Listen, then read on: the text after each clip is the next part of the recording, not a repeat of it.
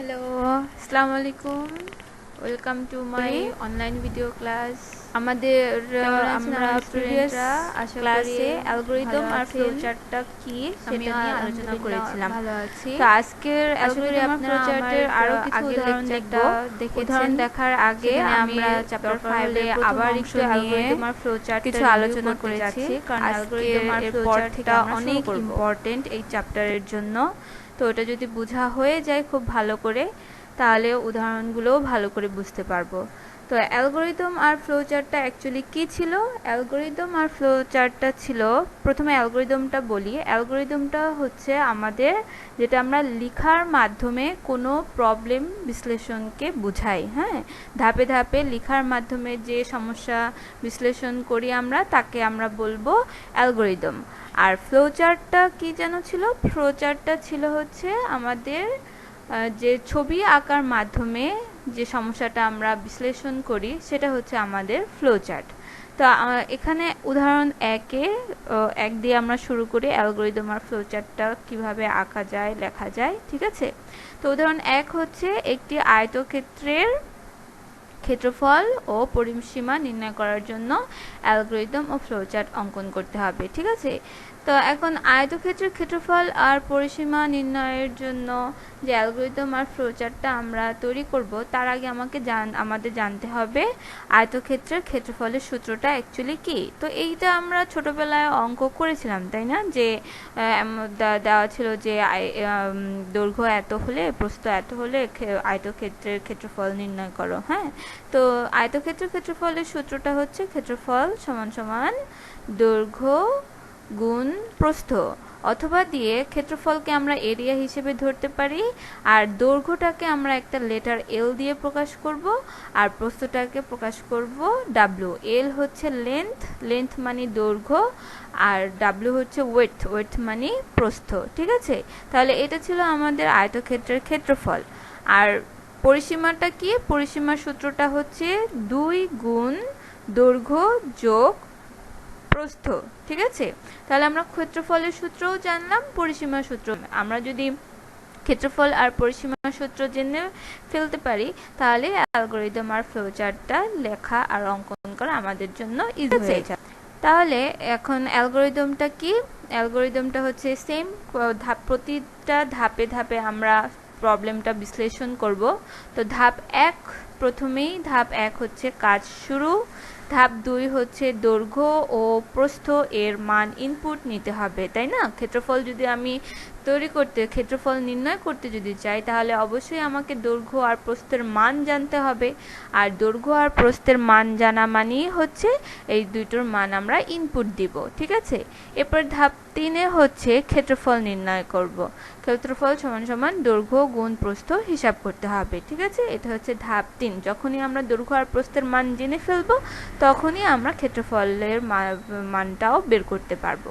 এরপরে ধাপ 4 হচ্ছে পরিসীমা সমান সমান 2 গুণ দৈর্ঘ্য যোগ প্রস্থ হিসাব করতে হবে। ওই যে আমরা তো ধাপ 2 এ দৈর্ঘ্য আর প্রস্থের মান ইনপুট নিয়েই ফেলেছি, তো সেম ওই ইনপুট নেওয়ার পরপরই আমরা ক্ষেত্রফল ক্যালকুলেট করতে পারবো, এরপরে পরিসীমাটাও ক্যালকুলেট করতে পারবো।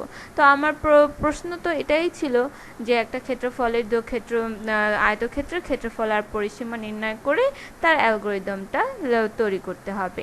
তো আমি যখন ক্ষেত্রফল আর পরিসীমার মানটা বের করে ফেলতে পারবো, তখন আমরা ধাপ 5 গিয়ে ওই দুইটা মান আউটপুট হিসেবে দেখাবো। ঠিক আছে? এরপরে ধাপ 6 হচ্ছে কাজ শেষ। আমাদের তো আর কোনো কাজ ছিল না, আমাদের তো শুধু ক্ষেত্রফল আর পরিসীমাই বের করার কথা ছিল, তাই না? তো ধাপ 6 হচ্ছে কাজ শেষ। তো এটা ছিল আমাদের ওভারঅল অ্যালগরিদমের একটা প্রসেস। এখন আমরা দেখি ফ্লোচার্টটা কি। তো অ্যালগরিদম কি বলেছিলাম? অ্যালগরিদম যেভাবে আমরা লিখে একটা প্রবলেমকে বিশ্লেষণ করি, সেম একই প্রসেসে ফ্লোচার্টে কি কাজ করব? ফ্লোচার্টে হচ্ছে ছবি আঁকার মাধ্যমে আমরা সেই প্রবলেমটা বিশ্লেষণ করব। তো ফ্লোচার্টের প্রথম ধাপ হচ্ছে স্টার্ট, যেখান থেকে আমরা শুরু করব। এরপরে হচ্ছে ইনপুট। ইনপুট কোন শেপের মাধ্যমে নিব আমরা? ইনপুট হচ্ছে সামান্তরিক শেপের মাধ্যমে আমরা ইনপুটটা নিব। ইনপুট কি কি নেওয়ার কথা ছিল আমাদের? দৈর্ঘ্য আর প্রস্থ, ঠিক আছে। এরপর যখনই আমরা ইনপুটটা নিয়ে ফেলবো, আমাদের নেক্সট স্টেপ হচ্ছে ক্যালকুলেট করা, ক্ষেত্রফল হিসাব করা। আর এই ক্ষেত্রফল হিসাব করা হয় ফ্লোচার্টের কোন শেপের মাধ্যমে? আয়তক্ষেত্রের মাধ্যমে, তাই না? এই যে এই শেপটা হচ্ছে আমাদের আয়তক্ষেত্রের শেপ, ঠিক আছে। এইটার ভিতরে আমরা প্রসেসিং করব, প্রক্রিয়াকরণ করব, হিসাব করব, ঠিক আছে। তো সেই হিসাবটা আমরা করে ফেললাম। এই হিসাব করার সাথে সাথে আমাদের এরিয়ার মানটাও আমরা বের করে ফেললাম। এরপরের আরেকটা প্রক্রিয়াকরণ বা হিসাব, সেটা হচ্ছে পরিসীমা বের করা। তো পরিসীমার জন্য আমরা সেম শেপ ব্যবহার করব। আয়তক্ষেত্র যতগুলো আমাদের হিসাব করতে হয়, প্রক্রিয়াকরণ করতে হয়, আমরা আয়তক্ষেত্রের ভিতরেই করব, ঠিক আছে। তো যখনই আমাদের এরিয়াও ক্যালকুলেট করা হয়ে যাবে, পরিসীমা ক্যালকুলেট করা হয়ে যাবে, পরের স্টেপে গিয়ে আমরা সেই এরিয়া আর পরিসীমাকে প্রিন্ট বা আউটপুট হিসেবে দেখাবো। হ্যাঁ, আমরা গত ক্লাসে পড়েছিলাম যে ইনপুট আর আউটপুট দুইটাই আমাদের সেম শেপেই হবে, সেটা হচ্ছে সামান্তরিকের শেপে। ওকে, এরপরে যখনই আমরা প্রিন্ট করে ফেললাম, আউটপুট হিসেবে দেখিয়ে ফেললাম আমাদের এরিয়ার মান আর পরিসীমার মান, এরপরে তো আমাদের আর কোনো কাজ নেই, আমাদের কাজ শেষ। সো আমরা ইন্ডে চলে যাব, ঠিক আছে। এইটা ছিল আমাদের অ্যালগরিদম আর ফ্লোচার্ট। আর উদাহরণ একটা ছিল আমাদের আয়তক্ষেত্রের ক্ষেত্রফল ও পরিসীমা নির্ণয় করার জন্য অ্যালগরিদম ও ফ্লোচার্ট অঙ্কন করা, ঠিক আছে। আশা করি খুব ভালো করে বুঝে গিয়েছেন। আর মনোযোগ দিয়ে আমার ক্লাস লেকচারগুলো শুনবেন, তাহলে দেখবেন আরও ভালো করে বুঝে যাবেন। এরপর চলেন আমরা উদাহরণ 2-এ যাই। উদাহরণ 2টা কি বললো? উদাহরণ 2 বললো যে একটি বৃত্তের ক্ষেত্রফল নির্ণয়ের জন্য অ্যালগরিদম ও ফ্লোচার্ট অঙ্কন করো। ঠিক আছে, তাহলে কি করতে বলেছে? আমাদের বৃত্তের ক্ষেত্রফল নির্ণয় করতে বলেছে। তো সেম ভাবে বৃত্তের ক্ষেত্রফল নির্ণয় করে তার অ্যালগরিদম আর ফ্লোচার্ট অঙ্কন করতে হলে আগে আমাকে বৃত্তের ক্ষেত্রফলের সূত্র জানতে হবে। তো বৃত্তের ক্ষেত্রফলের সূত্রটা কি? বৃত্তের ক্ষেত্রফলের সূত্র হচ্ছে পাই আর স্কয়ার। পাই আর স্কয়ার, এখানে এটা আমি ক্ষেত্রফল হিসেবে ধরেছি। পাই আর স্কয়ার, পাই হচ্ছে একটা ধ্রুবক বা কনস্ট্যান্ট মান। হ্যাঁ, এই পাইয়ের মানটা হচ্ছে আমার 3.1416 আর আর হচ্ছে আমার ব্যাসার্ধ।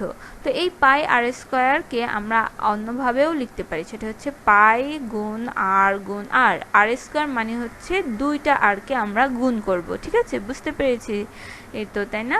বৃত্তের ক্ষেত্রফল নির্ণয়ের সূত্র পাই আর স্কয়ার। তাহলে এখন আমরা যদি ক্ষেত্রফল নির্ণয়ের সূত্রটা জেনে ফেলতে পারি, বুঝতে পারি, তাহলে আমাদের অ্যালগরিদম আর ফ্লোচার্টটা সেম প্রসেসে আমরা করতে পারবো, যেভাবে উদাহরণ 1-এ করেছিলাম। তো চলেন আমরা এখন অ্যালগরিদম আর ফ্লোচার্টটা। অ্যালগরিদম ও ফ্লোচার্ট, তো সেম অ্যালগরিদমের ক্ষেত্রে ধাপ 1 কাজ শুরু, ধাপ 2-এ আমাকে ইনপুট দিতে হবে। যে মান আমার আননোন, সেই মানগুলো আমাকে ইনপুট দিতে হবে। তো ইনপুট হিসেবে কি কি দিতে হবে? ব্যাসার্ধ আর পায়ের মান ইনপুট দিতে হবে। আমরা যদি ব্যাসার্ধ আর পায়ের মান ইনপুট দিই, তাহলেই আমি বৃত্তের ক্ষেত্রফলের সূত্র নির্ণয় করতে পারবো, বৃত্তের ক্ষেত্রফল নির্ণয় করতে পারবো, ঠিক আছে। তারপর ধাপ 3-এ যাওয়ার পর আমরা বৃত্তের ক্ষেত্রফলটা হিসাব করব, যেটা হচ্ছে a = পাই আর স্কয়ার, সেটা আমরা হিসাব করে ফেলবো পাইয়ের মান আর আর এর মান বসিয়ে। এরপর ধাপ 4-এ হচ্ছে ওই যে ক্ষেত্রফলের মানটা আমরা যে পেলাম, সেই ক্ষেত্রফলের মানটা আমাকে আউটপুট হিসেবে দেখাতে হবে, ঠিক আছে। এরপর ফাইনালি ধাপ 5-এ হচ্ছে কাজ শেষ। মোটামুটি ইজি মনে হচ্ছে না? হ্যাঁ, এরপরে হচ্ছে আমরা ফ্লোচার্টটা দেখি। ফ্লোচার্টেও সেম অ্যালগরিদমে যেভাবে আমরা লিখে ধাপগুলো বিশ্লেষণ করেছি, ফ্লোচার্টে ছবি এঁকে ধাপগুলো বিশ্লেষণ করব। তো প্রথম স্টেপটা হচ্ছে স্টার্ট। এরপরে ইনপুট হিসেবে আমরা কি নিব? আর এর মান নিব আর পায়ের মান নিব। পায়ের মান কনস্ট্যান্ট, সেটা আমরা জানি 3.1416। তো ইনপুটটা না হয়ে গেলে আমরা প্রসেসিং করব, হ্যাঁ, হিসাব করব। আর হিসাবের জন্য আয়তক্ষেত্রের এই শেপে আমরা হিসাব করার সূত্রটা লিখে ফেললাম। হিসাব করার সূত্রটা ছিল আমাদের পাই আর স্কয়ার, ঠিক আছে। তো যখনই আমরা ক্ষেত্রফলটা হিসাব করে ফেললাম। এরপরে সেই মানটাকে আমাকে আউটপুট হিসেবে দেখাতে হবে, আর আউটপুট হিসেবে দেখাতে হলে আমাকে প্রিন্ট দিয়ে আউটপুটটা দেখাতে হবে। আর আবারও বলছি, এটা কোন শেপ? এটা হচ্ছে সামান্তরিক শেপ। সবসময় আমাদের একটা মনে রাখতে হবে যে ইনপুট আর আউটপুট দুটোই সেম শেপে হবে, সামান্তরিক শেপে। সেমভাবে স্টার্ট আর ইন্ডো সেম শেপে হবে, হ্যাঁ, সেমি সার্কেল শেপে। ঠিক আছে, তাহলে ফাইনালি আমাদের কাজ যখন শেষ হয়ে যায় তখন আমরা ইন্ড করে আমাদের কাজটা স্টপ করে দিব। ঠিক আছে, বুঝতে পেরেছি তো এই ফ্লোচার্টটাও?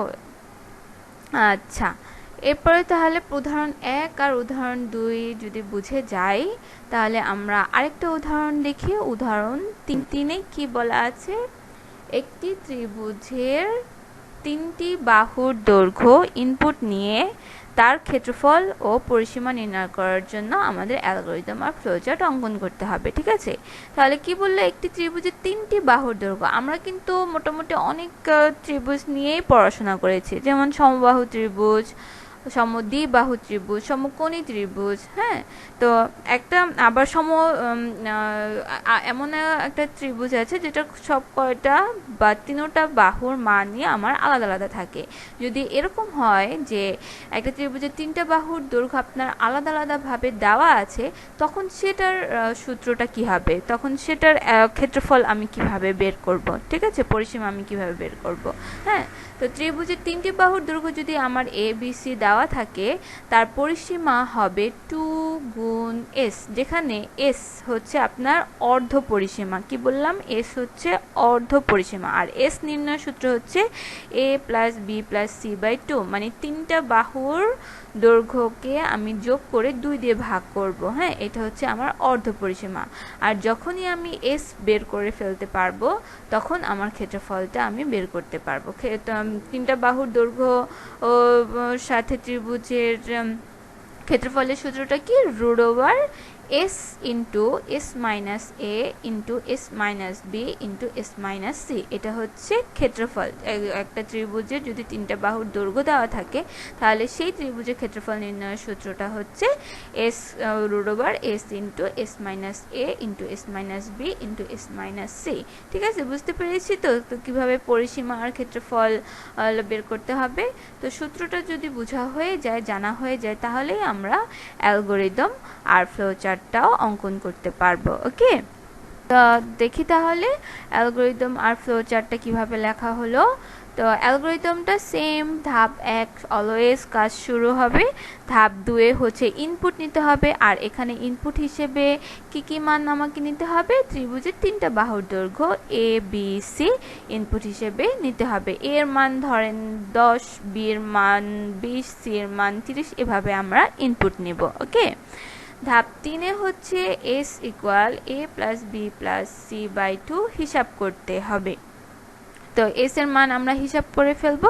S এর মান হিসাব করলেই আমরা ক্ষেত্রফলের মানও বের করতে পারবো। তো ক্ষেত্রফলের বের করার সূত্রটা ছিল √S into S minus A into S minus B into S minus C হিসাব করতে হবে। ওকে, এরপরে যে ধাপ 5, সেই ধাপ 5-এ আমরা পরিসীমা P = 2 ইন্টু S ক্যালকুলেট করব, আর ক্ষেত্রফল A এর মান ক্যালকুলেট করে ক্ষেত্রফল A এর মান, এই দুটো আমরা আউটপুট হিসেবে দেখাবো।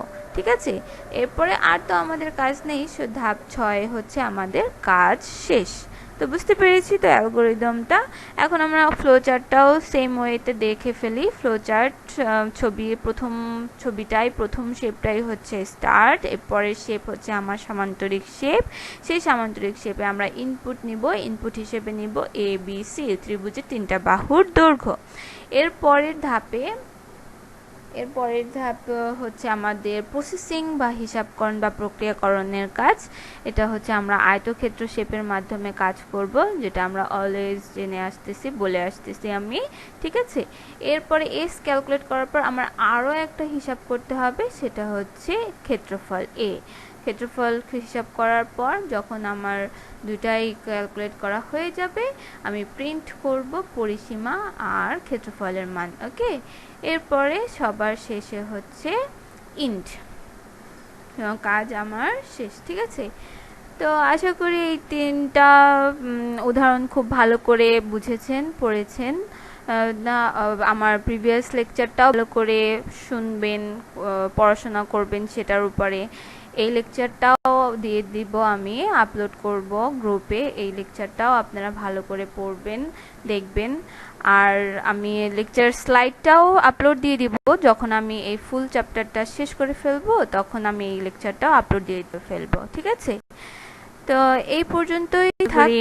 সবাই বুঝতে পেরেছেন যে আর পড়াশোনা করবেন। হ্যাঁ, এখন তো অবসর সময়, একটু বই খুলবেন, যে যে সাবজেক্টের উপর লেকচার ভিডিও দেওয়া হচ্ছে সেগুলো দেখবেন, আর বইয়ে সেই টপিকগুলো ভালো করে পড়বে। ঠিক আছে, so thank you so much আমার ভিডিওটি দেখার জন্য। পরবর্তী ভিডিও দেখার জন্য আপনাদের আমন্ত্রণ রইল। ওকে, আল্লাহ হাফেজ।